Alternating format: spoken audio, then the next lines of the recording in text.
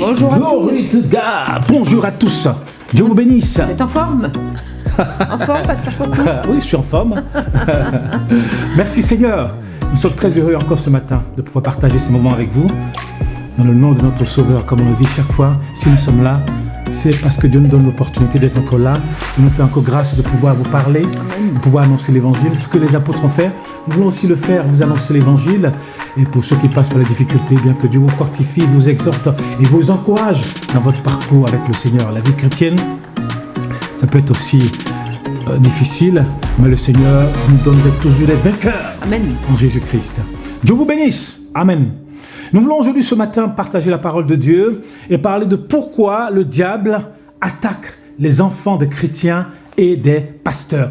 Je pense que vous avez déjà vu autour de vous, que ce soit votre pasteur ou des chrétiens, et vous avez vu que le diable a attaqué ses enfants. Vous savez, le diable, lorsque il fait tout pour pas vous attaquer sur ce qu'il veut, il va chercher à aller toucher des personnes que vous aimez, vos enfants ou des gens de votre famille, pour, n'est-ce pas, vous percuter. Et le diable sait que lorsqu'il touche à vos enfants, il touche à votre cœur. Oui. Parce que le diable sait que les parents aiment leurs enfants. Oui. Comme Dieu, il nous aime, nous sommes ses enfants. Il sait que s'il touche à nos enfants, il va toucher obligatoirement notre cœur. Oui. Il va obligatoirement nous impacter négativement. Et aujourd'hui, nous voulons en parler. Alléluia. La parole de Dieu nous dit, pour cela on va prendre la parole de Dieu, dans Jean chapitre 10 au verset 10, que nous dit la parole de Dieu. Et n'oubliez pas la chaîne Emmanuel Kwaku TV. Comme ça, vous pouvez voir et revoir et revoir nos messages. Amen. Alléluia. Amen. Pour vous édifier, vous exhorter, que le Seigneur vous bénisse. Dieu vous bénisse. On va lire maintenant Amen. la parole de Dieu. Alléluia. Amen. Cliquez, Likez. likez, commentez. Merci Seigneur. Alléluia. Comment below. Et va cliquer. Alors, que dit le Seigneur Jésus? Jean 10, 10. Le voleur ne vient que pour dérober, égorger et détruire. Mais Et moi, moi, je suis venu, je crois que tu voulais donner parler. la vie, oui, vas-y. Moi, je suis venu afin que les brebis aient la vie et qu'elle l'ait en abondance. En avance. Le voleur vient pour voler, dérober, Et détruire. égorger et détruire. Voyez-vous? Mais Jésus dit, moi je viens pour donner la vie et la vie en abondance. Le voleur, c'est qui? C'est le diable. Mais le diable, il vient pour voler, mais il ne vole pas de voiture. Moi, j'ai jamais vu le diable en train de voler une voiture. J'ai jamais vu le diable en train de voler une maison. Et monsieur le diable, tu es dans la voiture de qui là? Tu as volé la voiture? J'ai jamais vu ça. Ou les policiers n'ont jamais dit ils ont attrapé le diable en train de voler une voiture. Oui, ils ont attrapé le diable en train de rentrer dans une maison et d'aller voler dans une maison. Le diable ne fait pas ça. Non. Il fait pas ça. Il vole pas habit de quelqu'un. Il vole pas sac de quelqu'un. Mais le diable, il veut voler la vie des personnes. Il veut voler la vie des gens. Toucher la vie, c'est ce qu'il veut faire. Le diable, le matériel, ça l'intéresse pas. Mais s'il sait qu'il a impacté négativement la vie des personnes, il a gagné. Et qu'est-ce qu'il veut faire? Il veut toucher la vie des enfants, des pasteurs et des chrétiens. C'est vrai. C'est la vérité. Oui, on voit au Nigeria, c'est terrible avec les attaques terroristes. Ils kidnappent des enfants de chrétiens pour en faire des soldats ou pire encore. Donc c'est terrible. C'est terrible la souffrance qu'on peut endurer quand c'est comme ça. Et nous voyons que l'ennemi fait beaucoup de dégâts dans les familles. Oui. Beaucoup de dégâts. Moi, nous avons travaillé avec les Assemblées de Dieu de France, les Assemblées de Dieu de Côte d'Ivoire, on a travaillé avec des pasteurs, on a travaillé tout seul aussi avec... mais on a vu beaucoup de pasteurs qui ont été impactés. Leurs enfants ont été impactés. Il n'y a pas un mouvement où on a travaillé, il n'y a pas un pasteur qui n'a pas été impacté. Le diable impacte les enfants, mais c'est incroyable. Là, aux États-Unis, on a vu qu'il y a un pasteur, bon, je ne vais pas citer le nom ici, sa fille a 13 ans, un pasteur bien connu aux États-Unis, sa fille a 13 ans, elle est tombée enceinte. Oui. Après, elle a eu l'enfant et elle s'est mariée, après avec je ne sais pas qui, à 23 ans, elle avait divorcé. Oui. Et après, heureusement qu'après s'est mariée avec un frère maintenant dans l'église, ça va bien pour elle, vraiment, merci Seigneur.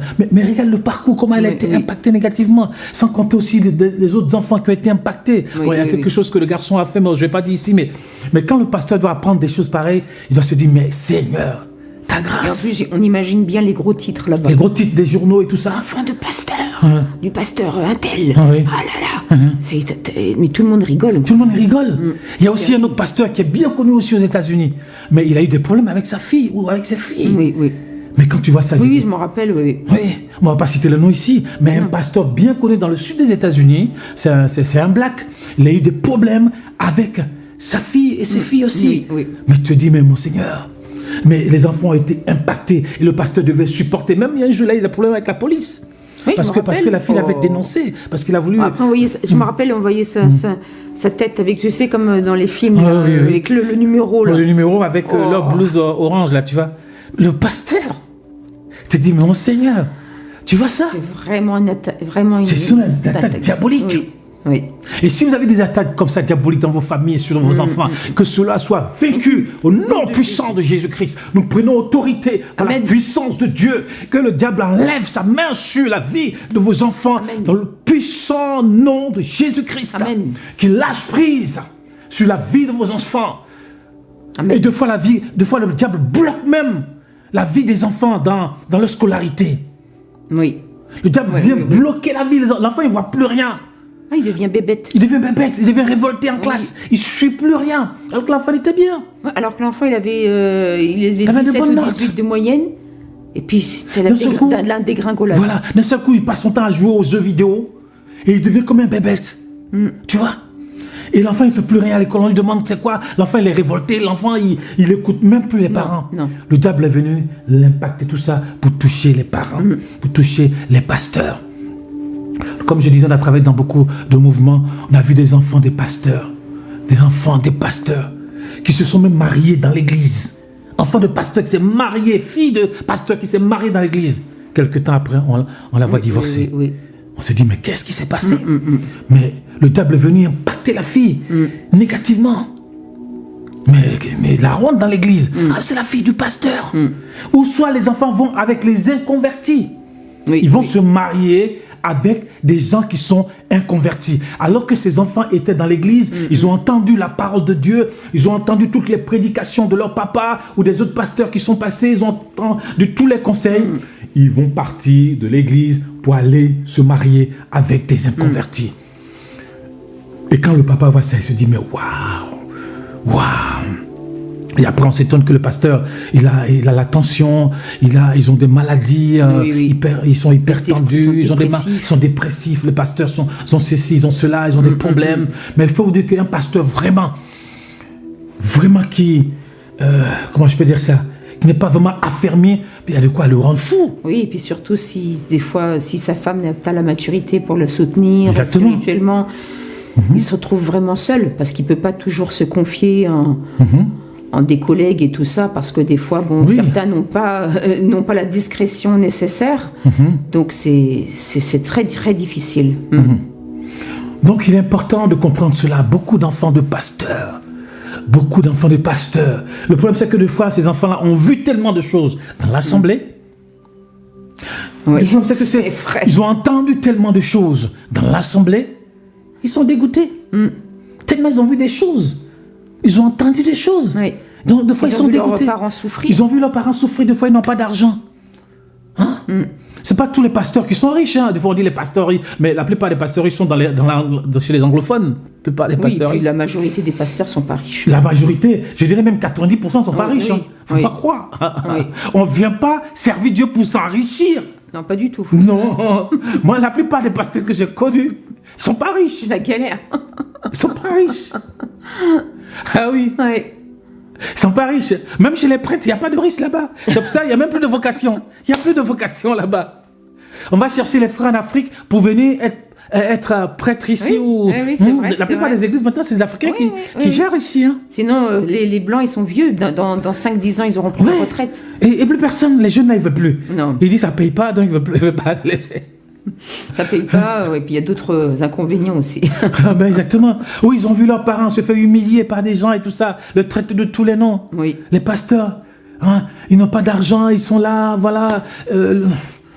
Et lorsque les enfants voient ça, des fois les enfants se révoltent parce que les enfants n'ont pas, ils veulent aller au cinéma, ils ne peuvent pas aller au cinéma, ils voulaient aller dans tel parc d'attractions, ils ne peuvent pas y aller, ils veulent aller en vacances à tel endroit, ils ne peuvent pas y aller. Ben, ils sont là tout le temps à l'église. Arrive un moment, certains se révoltent parce qu'on ne peut pas subvenir à leurs besoins. Je bénis Dieu parce que je veux te rendre un bon témoignage. C'est que vraiment, toi en tant que pasteur, tu as toujours fait passer ta famille avant ton ministère, et c'est vrai que c'est biblique. Tu as toujours été quelqu'un d'équilibré, tu n'as jamais été quelqu'un de déséquilibré par rapport à l'éducation des enfants. Tu leur as laissé de la liberté de penser par eux-mêmes. Il ne faut pas faire ci, il ne faut pas faire ça. Non, tu n'as jamais été sur leur dos comme ça. Et puis, tu leur as donné l'éducation qu'il fallait. Comme c'est marqué, père, n'irritez pas vos enfants. Exactement, n'irritez pas vos enfants. Exactement. Pas qu'ils soient découragés, voilà. Exactement. Parce que c'est vrai que nous, on a vu des fois des pasteurs, peut-être un peu plus dans l'ancien temps, dans l'ancien temps. Vraiment, leurs enfants étaient cadenassés, ils ne pouvaient pas faire ci, ils ne pouvaient pas faire ça. Donc, ils voyaient la vie avec Christ comme vraiment une véritable prison. Donc, le jour où ils ont eu leur indépendance, leur majorité à 18-19 ans qui se partent de la maison, c'est là qu'ils font tout. Ils font tout. Un mauvais rattrapage. Donc, c'est vrai qu'il faut... pour les serviteurs de Dieu qui nous écoutent, faites confiance au Seigneur. Bon, faut pas cadenasser vos enfants. Faut faire des choses aussi avec eux. Bien sûr. Toi, tu partais tu partais au château de Versailles. J'ai tout fait avec eux à Paris. T'as fait la Tour Eiffel, t'as fait le musée Grévin. J'ai tout fait avec eux. Tu te promenais avec eux. Tu les laissais. C'était pas que l'église, maison, église. Donc même des fois, tu partais voir des dessins animés, des dessins animés avec eux quand ils étaient enfants. Bien sûr, au cinéma IMAX et tout ça, on a tout fait. Donc vraiment, moi j'étais avec mes enfants parce que moi, vous savez, j'ai grandi dans une famille chrétienne, donc je veux pas que mes enfants se révoltent parce qu'on était tout le temps matin, midi, soir à l'église. On était dimanche à l'église, le samedi à l'église, la semaine à l'église, et encore à l'église. Je voulais pas que mes enfants se révoltent, donc j'ai laissé mes enfants eux-mêmes choisir, tu vois. Parce que c'est ce qu'on voit avec les Ménonites. Les Ménonites arrivaient, comme je l'ai dit, arrivaient à un certain âge, à 18 ans, Dieu aux enfants, partez. Si ça vous plaît de partir, partez. Et on se rend compte que quand ils partent, des fois ils sont perdus dans le monde, et quelques temps après, beaucoup reviennent. Parce que, vous savez, quand il y a la loi, il y a excitation à violer la loi. L'être humain est comme ça. La vieille nature est comme ça. Quand il y a une loi, il y a excitation. Quand on dit ne fais pas ça, il y a des gens qui sont excités à faire ce qu'on leur dit de ne pas faire. Et les enfants, c'est pareil. Quand on leur dit de ne pas faire ça, il y a excitation à violer la loi. La loi. Alors quand on a dit, vous avez la liberté de choisir. Vous pouvez choisir de rester dans l'église. Si vous voulez partir, eh bien partez. Le jour où vous voulez revenir, vous revenez. Donc non, j'ai éduqué mes enfants comme ça, je ne les ai pas cadenassés, tout ça. Donc ils ont été des enfants tranquilles, bien. On était sur Paris. On a quitté Paris pour venir à la campagne et tout ça. Donc, ils ont grandi dans un environnement quand même assez confortable. Donc, merci Seigneur. Amen. Mais c'est une grâce. Merci Seigneur. Parce que moi, j'ai vu certains parents, le diable a détruit leurs enfants. A détruit les enfants, pasteurs. Mais les enfants sont partis. Oui. Les enfants sont partis. Moi, j'ai vu des vieux pasteurs. Ils ont plusieurs enfants, au moins 4 ou 5. Il y a au moins 2 ou 3. Qui ne sont plus au Seigneur. Depuis longtemps qu'ils sont plus au Seigneur. Qui sont partis même loin de Dieu. Quand tu vois ça, tu te dis, mais le diable a détruit les enfants. Ils ne veulent même plus entendre parler de Dieu. Ils sont complètement dans le monde, des vieux pasteurs. Je ne vais pas dire leur nom ici. Mais moi, j'ai tellement vu des vieux pasteurs. Parce que nous, on a été formés par des vieux pasteurs. Mais au début, on se disait, mais peut-être le pasteur a fait... Mais quand on devient plus âgé, on se rend compte que c'est le diable qui a impacté les enfants. Le pasteur, des fois, bon, c'est vrai qu'il peut avoir une part de responsabilité. Parce que des fois, c'était un vieux pasteur, il partait, il laissait leur famille, la madame était toute seule et tout ça. Ce qui est très, très important, moi, je veux que ce soit pasteur ou chrétien, parents chrétiens, franchement, quand vous n'arrivez pas à avoir l'autorité sur vos enfants, n'utilisez pas comme excuse Dieu. Si vous n'avez pas l'autorité sur vos enfants parce qu'ils font n'importe quoi, surtout ne dites pas à vos enfants « Oui, si tu fais ça, Dieu va te frapper.